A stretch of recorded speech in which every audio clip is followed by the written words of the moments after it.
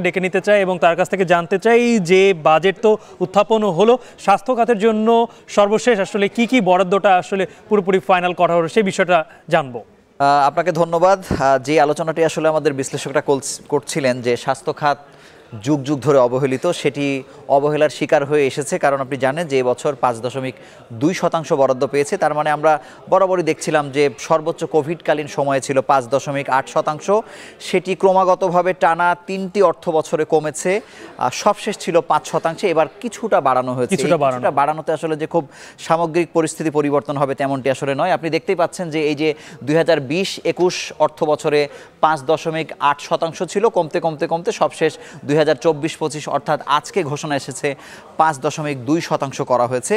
তবে কিছু সুখবর রয়েছে, কারণ আপনি জানেন বাংলাদেশে সব থেকে যারা সাফারার তারা হচ্ছে কিডনি রোগীরা। একটা কিডনি রোগী যদি আসলে কোনো পরিবারে থাকে, দেখা যায় যে আসলে পুরো আত্মীয় স্বজন সবাই মিলে টাকার জোগানও দিতে পারে না, গোটা পরিবারটা আসলে ধ্বংস হয়ে যায়। এক্ষেত্রে ডায়ালাইসিস করার ক্ষেত্রে যে প্রধান দুটি উপকরণ লাগে সেগুলো আসলে আমদানি করার ক্ষেত্রে শুল্ক যেটি 10% ছিল সেটি 1% নিয়ে আসা হয়েছে। একইভাবে অর্থাৎ ডায়ালাইসিসের খরচ কমতে পারে, খরচ অনেকাংশে কমে যাবে। এবং এখানেও একটি বড় বিষয় হচ্ছে যে কমার পরে আসলে কতটুকু সরেজমিনে কমবে এটি আরেকটি বিষয়। একই সঙ্গে ক্যান্সারের ওষুধ কেনার ক্ষেত্রে কাঁচামালেও শুল্ক কমানো হয়েছে এবং এই কাঁচামালের পরিধিও আসলে বাড়ানো হয়েছে। এই কিছুটা সুখবর বলা যায়। কিন্তু আপনি যদি দেখেন যে এই কেন আসলে এই কমানো হচ্ছে বা বারবার আসলে স্বাস্থ্য খাত কেন গুরুত্ব পাচ্ছে না, তার কারণ হচ্ছে যে আসলে ফেরত যাচ্ছে উন্নয়ন খাত থেকে অর্থ ফেরতের। আপনি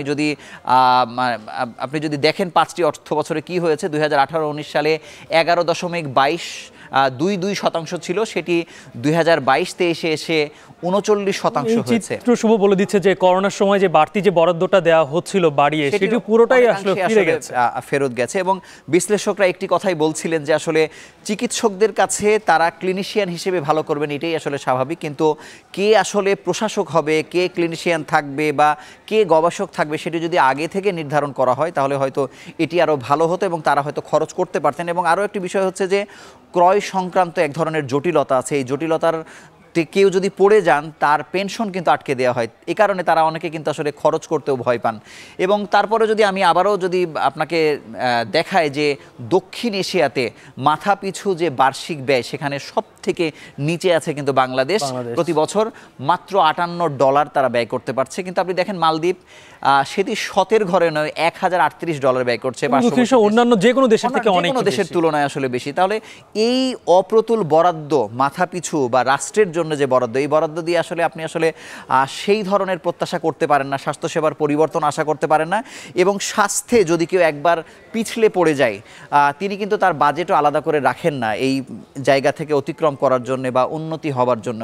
সেক্ষেত্রে দেখা যায় যে ওই পুরো পরিবারটি কিন্তু আসলে ধ্বংস হয়ে যায়। এবং বলাই হচ্ছে, বিশ্বব্যাংকের তথ্য বলছে প্রতি বছর 1,20,000 মানুষ যারা দারিদ্র্য সীমার নিচে চলে যাচ্ছেন। এবং এর প্রভাব আপনাকে যদি আমি বলি যে আপনি দেখতেই পাচ্ছেন যে চিকিৎসা নিতে দেশের বাইরে চলে যাচ্ছে 7 লাখ রোগী। কারণ হচ্ছে যে দেশের চিকিৎসাতে কিন্তু মানুষ আস্থা পাচ্ছে না এবং এদের পেছনে $350 কোটি পর্যন্ত বাংলাদেশ হারাচ্ছে এই ডলার সংকটের এই সময়ে।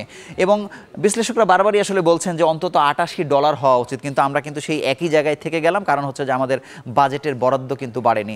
সবশেষ আপনাকে যেটি বলতে চাই যে এই যে অপচয় আছে এই বাজেটের মধ্যে, দুর্নীতি আছে, তার মধ্যে দিয়ে খরচ বেড়েছে। এক্ষেত্রে বাজেট অবশ্যই ভবিষ্যতে বাড়াতে হবে এবং যৌক্তিক ব্যবহার নিশ্চিত করতে হবে। শুভ, নিশ্চয়ই পরবর্তীতে আবারও নতুন কোনো তথ্য নিয়ে আবারও আপনি আমার সঙ্গে যুক্ত হবেন। শুনছিলাম মুজাহিদ শুভর কাছ থেকে স্বাস্থ্য খাতে বাংলাদেশের এই যে বরাদ্দটা এখন সংসদে উত্থাপিত হলো, যে 24-25 অর্থ বছরের বাজেট, সেখানে স্বাস্থ্য খাতে কতটুকু বরাদ্দ দেওয়া হয়েছে তার সর্বশেষ তথ্য।